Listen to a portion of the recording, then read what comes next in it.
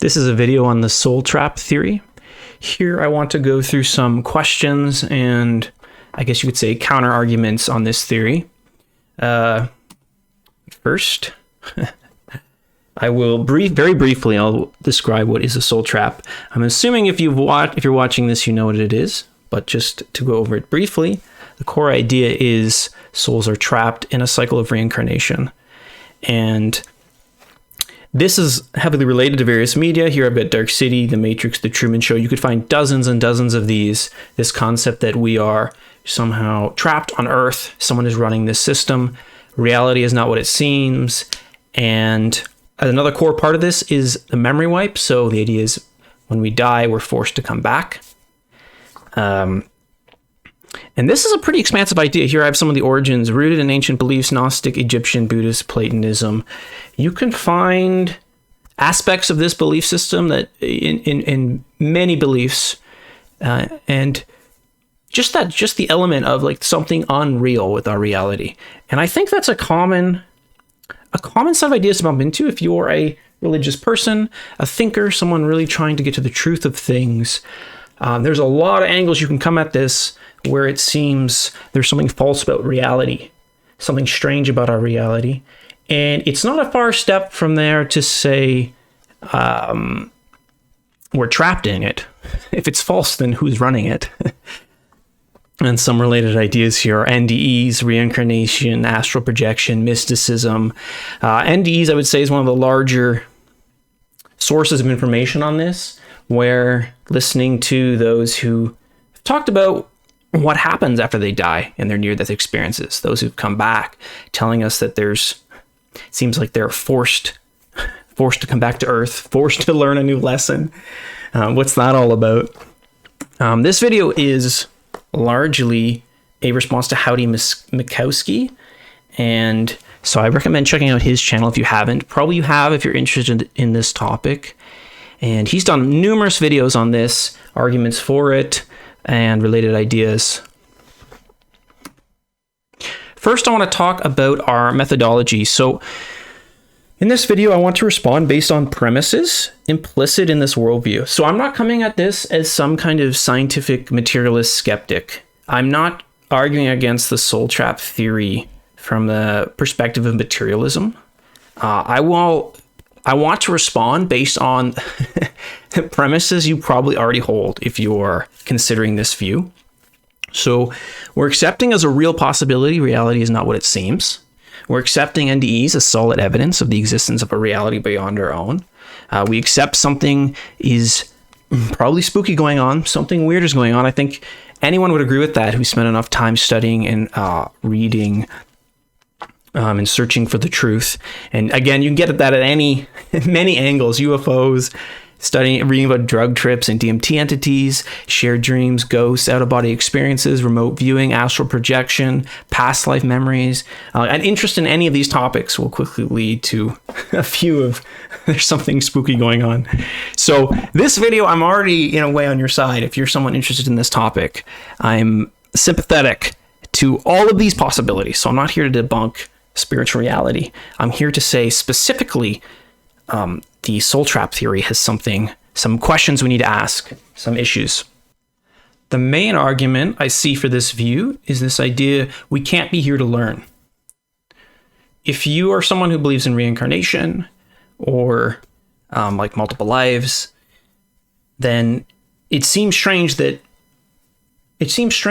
on the outset that this reality could be for learning if our memory is wiped. Why would we be living over and over with a fresh memory? How could our learning be useful in any way? So here I wrote out that argument as premises. I mean, the argument doesn't take this exact form, but it's something like this. So people who have near-death experiences report they're sent or forced back to Earth, and they're told it's to learn. And for learning to have value, we must remember what is learned. Otherwise, what's the point? However, our memory is wiped when we are born.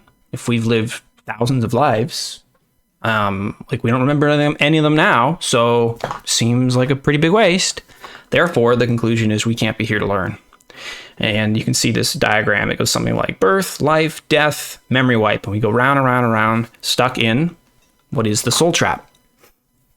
Okay, so what can we say to this argument? Answer A. I've got 3 responses to this. The first is, knowledge can be passed down. There's more ways to pass down knowledge than simply our personal memory. So one of them is thought forms, and Howdy Mikowski, who I've heard, who is the main proponent of this idea. I've heard you talk about thought forms in numerous videos, one on demons and possession. You were mentioning how if we think and focus on something enough, it can form a form that persists over time. And one of the views that says that's a possibility is theosophy. In theosophy, a person can create like thought views or bubbles, and groups can as well, and those persist across time. So if you're saying, what's the point of learning? Well, maybe we are creating thought forms, or we're influencing reality in some way to add to this like collective knowledge that people can tap into. So that's one possibility. And this shares a similarity with mysticism. Various mystics have talked about gaining access to mystic knowledge. And some even say there's places on Earth where you can go and like somehow the knowledge is trapped there, or like you can access it. And if you have the right frequency or state, you can access that like shared knowledge that's been built up over hundreds and hundreds of years. Now, maybe you don't believe that. Here's just some possibilities. I'm just saying, here's some ways knowledge could be passed down. Another is shamanism. So very common in shamanistic tribes or groups, they will talk to their ancestors, whether that's through dreams or through a ritual, and the ancestors will give them knowledge and give advice.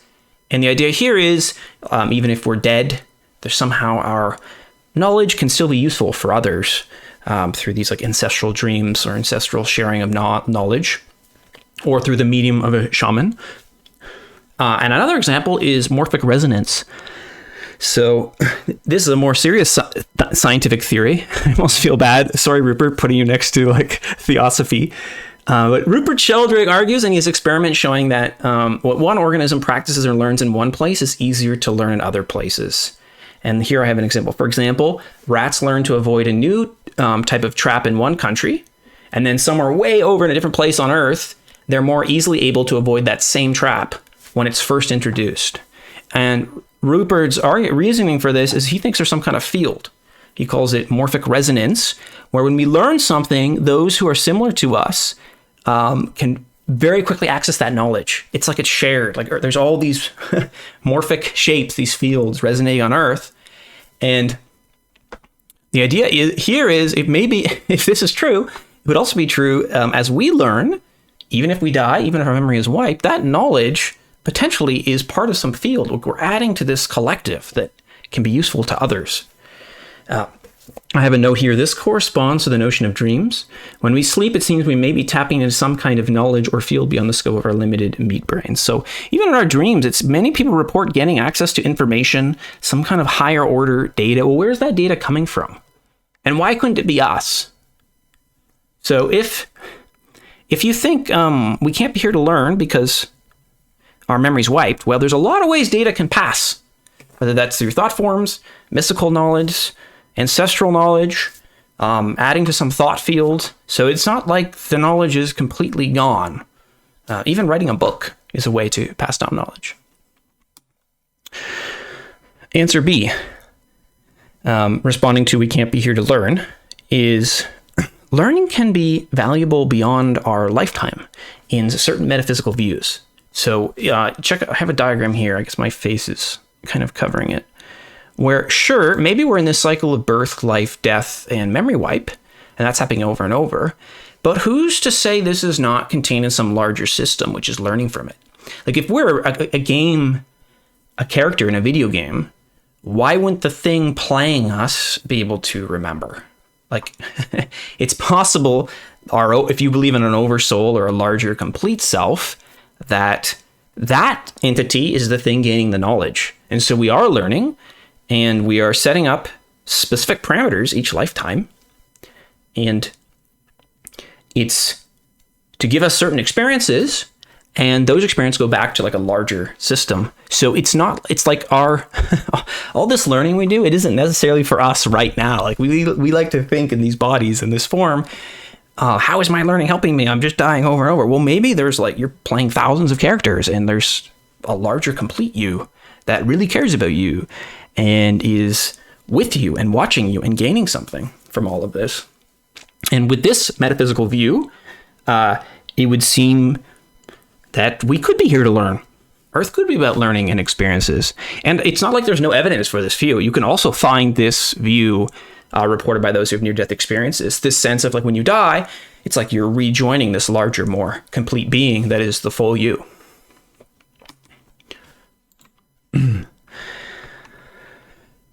And as an addition to that, I want to mention something from Carl Jung's book, Memories, Dreams, and Reflections. In this book, he has a chapter, actually the book right here. I highly recommend this. And there's a chapter in this called Life After Death, where he speculates on life after death, and he talks about some of his dreams about his life, dreams about death, and dreams of his clients who have died. And I want to read a quote from this. He writes, "The maximum awareness which has been attained anywhere forms, so it seems to me, the upper limit of knowledge to which the dead can attain. That is probably why earthly life is of such great significance, and why it is that what a human being brings over at the time of his death is important. Only here in life on earth, where the opposites clash together, can the general level of consciousness be raised. That seems to be man's metaphysical task." So in Jung's view, we actually are learning to bring knowledge over to the side of death. Like he talks about one of his clients with this dream of dying and then like going to a classroom and everyone was waiting to hear from them. It's almost like they're like eager to see our insights gained. Like we've been through this intense, crazy experience, and there's something about it that gives us a type of learning, a type of experiential learning, a type of wisdom of knowledge that's extremely valuable and actually makes life significant. And we might not be able to fully understand the mechanics of all that while we're on Earth, but there are reasons to consider that this learning and knowledge we have might actually be valuable. It might connect to something larger. There might be those who are very eager and excited to learn to see what we've learned when we die. And Jung is one who argues for that. Answer C. Okay, still responding to why can't we be here to learn? Finally, I want to say there are cases where we do remember. It's not like we do always forget. Past lives. The reason we have theories about reincarnation is the many cases where people do remember. We have many cases of children remembering aspects of past lives. So it's not like this wipe is perfect or complete. And you consider near-death experiences, the very reason we even have this soul trap theory is because of the knowledge we've gained from those who do remember. So it's clearly not all being wiped.